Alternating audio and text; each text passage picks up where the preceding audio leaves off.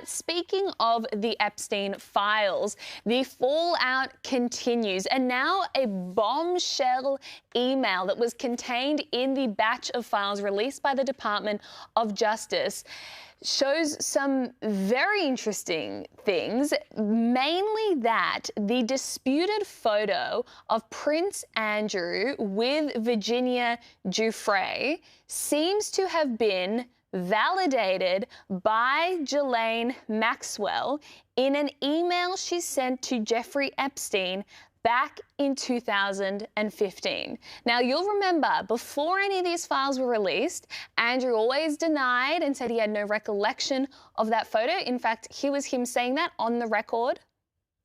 I've seen the photograph. How do you explain that? I can't. Because I have absolutely no memory of that photograph ever being taken.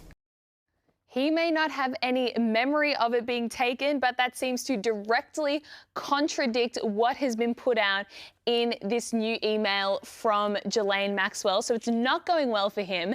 The other person who is continuing to feel the heat over the Epstein fallout is Prime Minister Keir Starmer. Questions are now being raised as to how much he knew about Mandelson's relationship with Epstein before he was appointed ambassador to the US.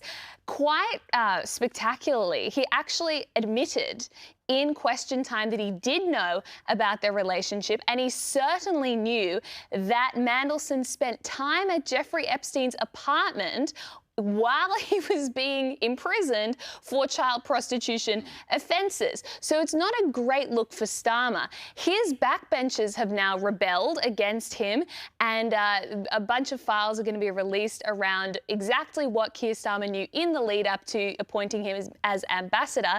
Instead of that going through the Cabinet Office, which no doubt would be more controlled by Keir Starmer and his allies, it's going to be put through an independent committee of MPs. Starmer is under incredible pressure. There's speculation this could actually be the thing that brings down his prime ministership.